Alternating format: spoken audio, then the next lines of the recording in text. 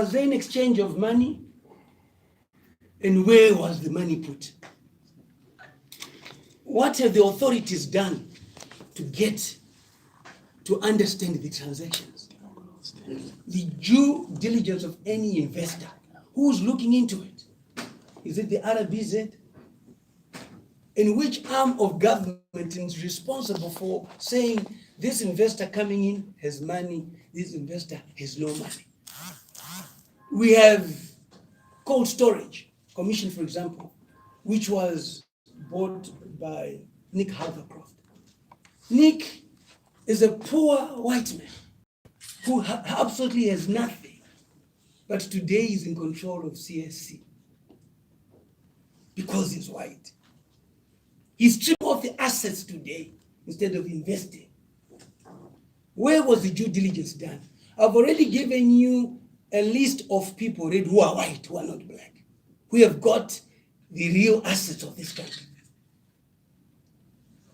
The companies make applications to Reserve Bank of Zimbabwe, RBZ, and are funded at concessionary rates. We want to look at when it was 1-to-1. How much did INSCO get for buying potatoes? When it was 1-to-1, how much did INSCO get for buying chickens? And did they use that money for buying chickens, or it was externalized? The companies that they purport to have offshore, which this government is paying to, who owns them? Is it not INSCO equally creating those companies and owning them again? The much needed foreign currency in this country is coming from production, the production sector. Zimplats pay taxes, Unki pay taxes, Mimosa pay taxes. That foreign currency which is supposed to go into their own production does not go into their own production. It then goes into the non-productive sector, where on a 1-to-1 we're paying for potatoes, we're paying for chickens.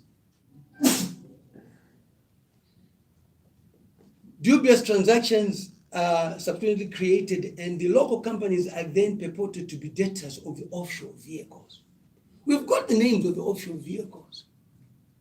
That is the reason why we say we are not at the level of investigating crime which is sophisticated. Have you heard of Zach or ZRP jumping on a business class to go and invest in offshore? Why then do we create offshore vehicles when the money that we're making in is Zimbabwe? And why can't we keep it here?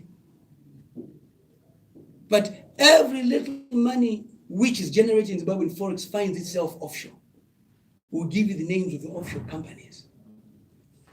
The alleged externalization is said to be facilitated through companies such as AGA Africa and Sub-Saharan Group International. Who are the owners? And this is the information that we now want the law enforcement agents to go to INSCO and see how much money has gone into these companies. Further, who owns these companies?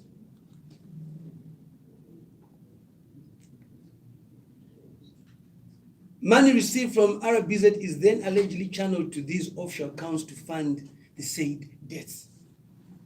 In order to track these illicit money flows, it is therefore important to understand from an externalization point of view how much companies have received and how it has been accounted for.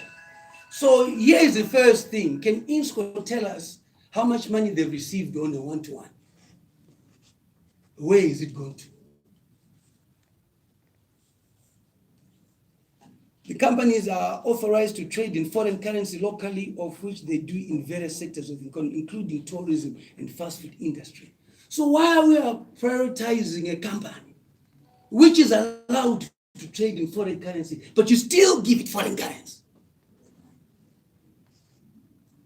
The hospitals which charge us in Zimbabwe dollars, we are not allocating foreign currency to them, but we're allocating foreign currency to companies which are trading in foreign currency.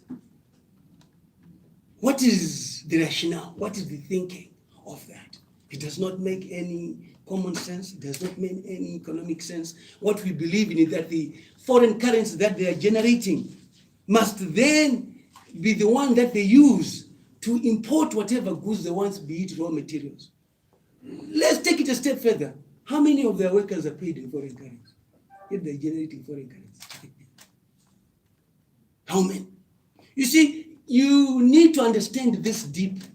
And unfortunately, we don't think deep and thick. And as a result, we're not able to say, but Vashandi, kutambira foreign currency, mukambani, asa bad foreign currency. Yet there is a law that allows you to pay people in foreign currency if you're generating income in foreign currency. It does, even if you're in Zimbabwe, it does not have to be an expatriate. But they are prepared to now play with it on the parallel market, okay? And then give you RTGS. Then you then say, oh, it is the black people who are pushing the rates on the ground in terms of parallel market. You're missing the point. They then go and burn that money. And then they pay the workers RTGS and not foreign currency and so forth. If they are generating foreign currency, why do they continue to apply foreign currency from RBZ at concessionary rates? Where does this money go? How is it calculated in Zimbabwe? As the monetary authority, it is imperative that RBZ follows up on these transactions through banks to avoid compromise and capture. It is about time that the RBZ now follows up on every transaction done and seeing and so forth. And accounting what has also become of that money in terms of anything bought. My comrade across the border, Commander-in-Chief of the EFF, Comrade Malema, always talks about white capital monopoly. And Zimbabweans, because you think you're liberated, you are also not tied to it. How foolish, how stupid. White capital monopoly. Liberation came in 1980. We focused on politics. They continued doing business, making money. The land reform happened. We focused on taking land. They focused on controlling the commodity aspect of the country. Is it true or not? Whose programs? Whose national foods? Who controls the food chain in this country? Yet we claim to be rich. If you don't control the food chain in this country, you're nowhere. 40% of what you buy per day, ISCO is involved. Bread, meal. I said 40% of what you buy in a day, ISCO is involved. Bread, meal, chicken, eggs. Is that money going to a black person? No. White capital monopoly. That's how it plays it. Who controls the inputs in this country? My fellow Zimbabweans, you're excited about little things. Industry has moved to Borodo, Harare Drive. Hosted Brothers, where is it? FSG, where is it? That industry is gone. Drive along Harare Drive today and go and see the companies which are there. No black owns a company there. Not only have they moved away from the black areas which are impoverished, they've moved to the white areas which are affluent. And people follow money. Money does not follow people. So why don't we today take a ride on Bugorodo Road? I'll put you in a combi, you don't have to worry about fuel or pay. And then let's say a 15-minute ride and back. And look at how long did it take FSG to build that factory. It was within 6 months to a year. Are there no industries in this country which they could have taken over from government to do the same thing? We have moved away from the procurement being in the control of the private sector and not in government. Sebo Chemicals, where government is a shareholder, they don't get orders from government for fertilizer. ZFC windmill, they don't get, yet it's their cheapest. FSG is given a 5-year contract where they're paid 60% in foreign currency. 60% in foreign currency. So do they need to go on the streets to say, oh, refined foreign currency? No, they don't, because they're given that. The black companies that you're talking about, which are involved in command agriculture, they are given RTGS. 100%, and they are forced to go on the market and raise the foreign currency. Are you understanding? Because the 60% they are given is foreign currency advance. So do you need to go on the black market? No. But if you are given 100% in RTGS, do you need to go on the black market? Yes. So what do they do now? They say, oh, look at the blacks who are pushing the rate. But the black cannot be given 60% in advance of foreign currency. FSG is given that. And then we then blame the black people for not delivering. Yet their resources are inadequate. These companies operate in diverse sectors of the economy. However, it is the food chain monopoly that raises eyebrows. Insco Africa owns National Foods, Pro Brands, Profits, Baker's Inn, Triple C, Qualcomm, Ivins. Now they're into gold mining. So which black is this? When Chicken Slice, is that Chicken Slice? They are fighting him every day. Our own. Us here have never promoted our own. Where is our conscience? He hasn't got such a monopoly. It's the whites. They speculate. Billy Rottenberg is given total for nothing. He makes 400 million from it. Any of us could have been given that. But is that 4 million in this country? 400 million, sorry. Is it in this country? So what's the difference between Billy Rottenberg and you when you're given a concession? The people who are buying a concession are not buying the face. They're buying the mineral on the ground.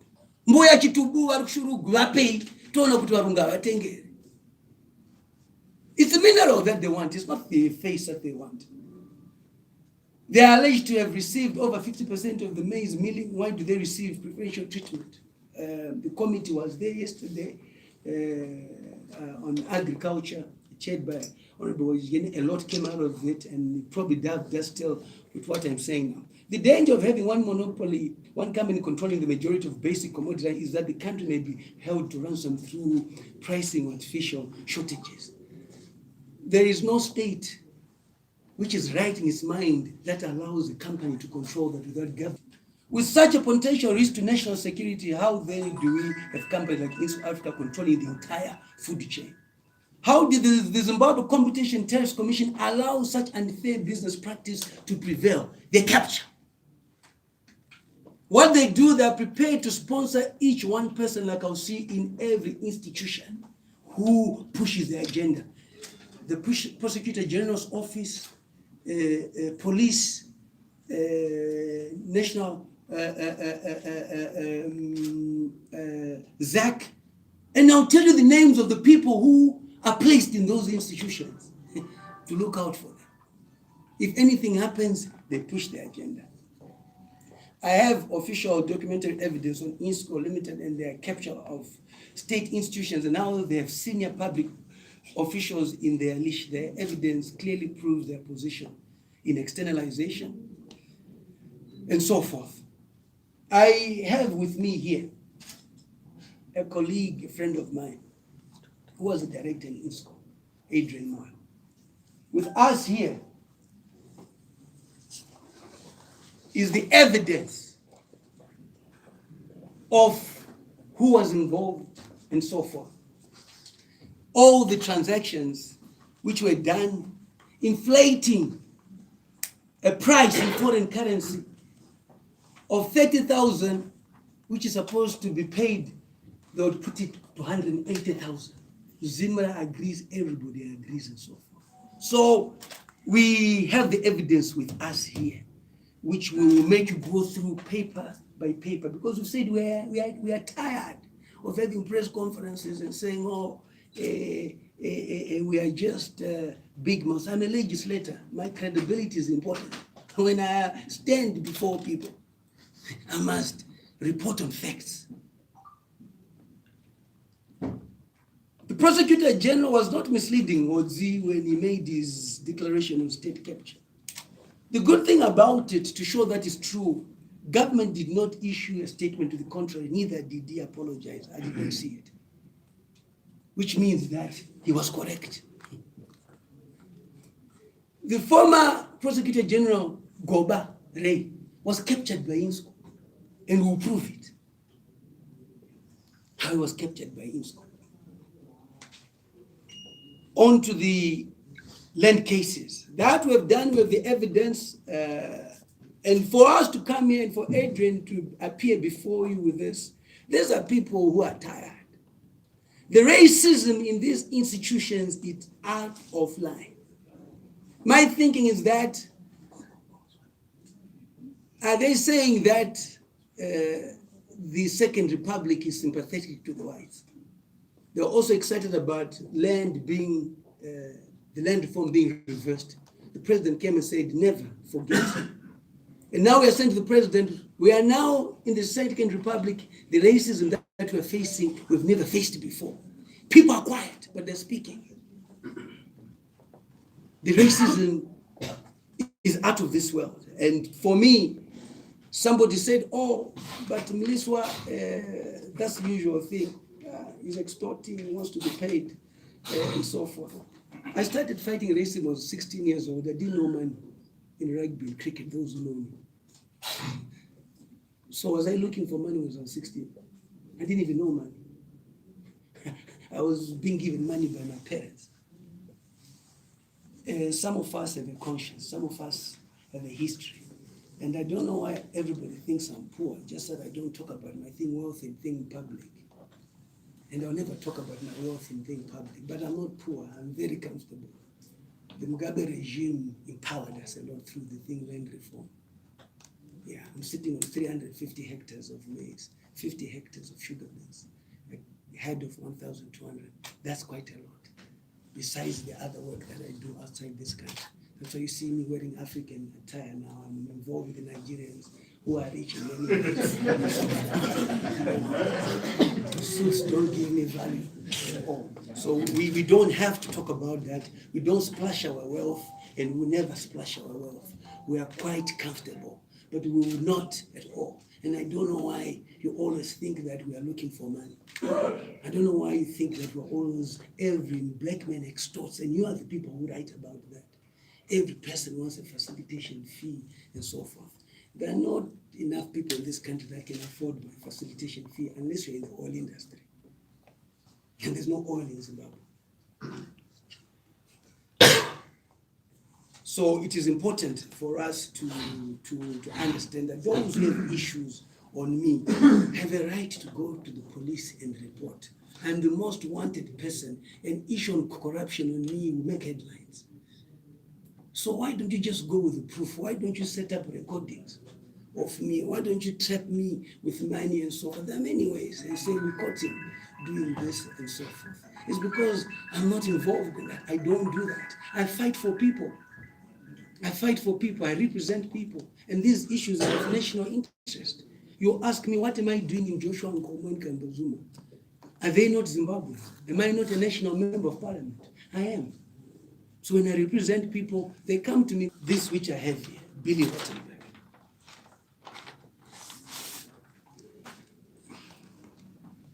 I must commend the people of Joshua Nkomo for having paper trail. Billy Rottenberg goes to Joshua Nkomo and says he owns it. What is ownership? Ownership is title deed. Ownership is title deed.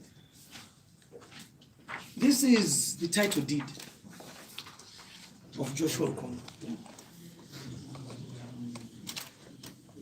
For those who want to see.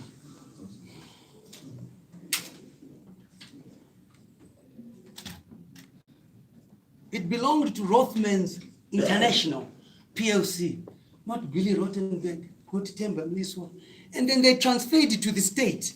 And this is the stamp of the state. Yeah.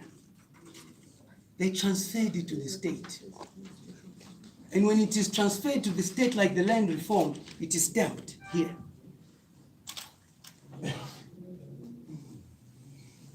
So this is the title deed. And then on that title deed, this is Rothmans International there. This really hurts me. This makes me want to cry, to understand how we allow a white man to claim he has got title, go and destroy people's houses, and the police is there with AKs. And the entire government does not pick it up. Rothmans International, this is the title deed. We then move to the government gazette, which is here, which was done. Government gazette is here, which was done. And here, this is when on this black spot, if you read clearly, it was done from Rothmans International. That's the government.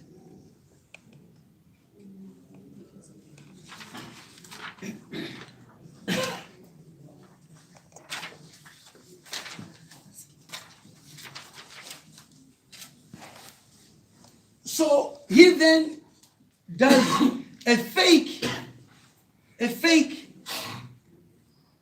title deed here. You think it's blacks who fake, whites do fake.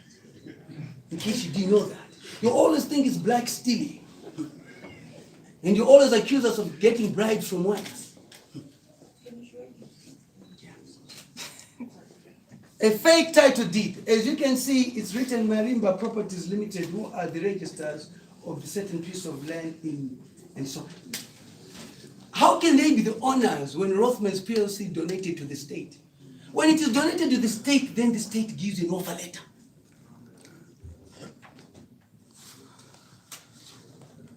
The people of Joshua Nkomo are brilliant. Well, it's quite. So what do? They then write to the Ministry of Justice and Parliamentary Affairs, which is responsible for the register of companies, to verify that that name on the title deed, does it exist? The government says no. And no one is arrested. Imagine you being a black person. Here. So they write reference confirmation of the registration of companies, namely Marimba Residential Properties and Marimba Industrial Properties. That title deed is in Marimba Properties Limited. Their response is, refer to your letter, be advised that the above mentioned companies are not registered with the company's office. This is a ministerial letter and justice.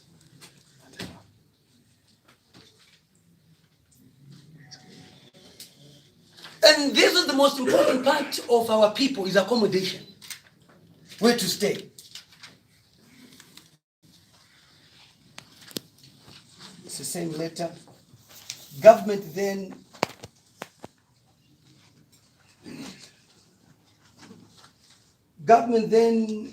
offers that land to, because Aspindale 4849 is a whole on one title deed. So they decided to have different cooperatives there, 5. Leopold, Wadzanai, Joshua Nkomo, but the title deed is what? Is one. Government then offers that land like they were supposed to do. So the question that you must ask, the Department of Physical Planning, allocation to land to Joshua Nkomo, which we have this minister to confirm just government has been given the green light to proceed with the housing projects. So you know, government have endorsed that. And then somebody wakes up one day and says, I own this because I am white and I am going to destroy the houses here. I'm going to bring the police. You know, some things are emotional. You know, so they do that, and then they go to court. They go to court. They are law-abiding citizens of this country. They are not relying on anybody but on documentation. This is a High Court order which was issued. Was the Nile Collective Housing Farming Cooperative. It's the same title deed. And it is ordered, okay, that the decision by the first respondent contained in the letter of from the Secretary of Local Government, Public Works and National Housing, cancelling or withdrawing the right of the Secretary to develop an urban housing scheme for its members on stand 48 Aspendale Park Township of Subdivision A of Aspendale Park of Subdivision A and B of Lockingham B, and it is hereby declared to be null and void and of no effect. This is the High Court. So now government wanted to rescind the decision. They went to court and the court says, no, you can't. This is the High Court, the law citizens.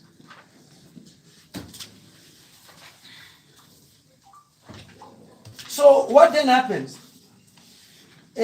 Matonodze, who's a Keno, and let me say this, and I say this without fear or favor, and you know I'm somebody who already is ready to die. My will, my trust deed, I did it already, so I'm not worried about that. It's quite in order. My kids won't suffer.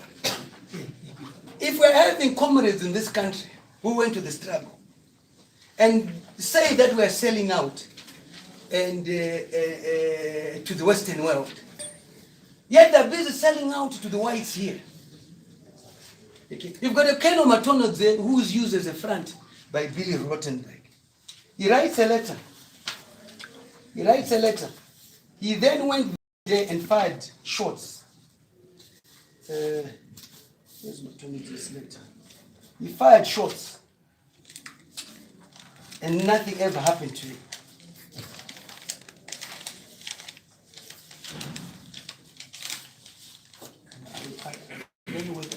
The letter of Matono, the writing on Aspendale.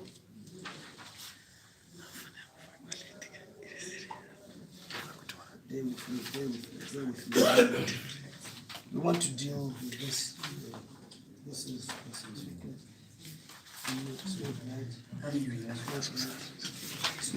here. Okay. Okay, here. Okay, this is Ken Matono, the Marimba Redo Properties Limited. He writes a letter, retired Ken Matono. These are the Kenos who were sellouts in the war, because they were also sellouts in the war. Because his habit of selling out is not stopped. He continues, you know. So he writes here, ownership of stand Aspendale and remain extent of thing. He writes stand Lockingham, he writes here. And then after he writes on behalf of residents, he then puts in an advert in the paper.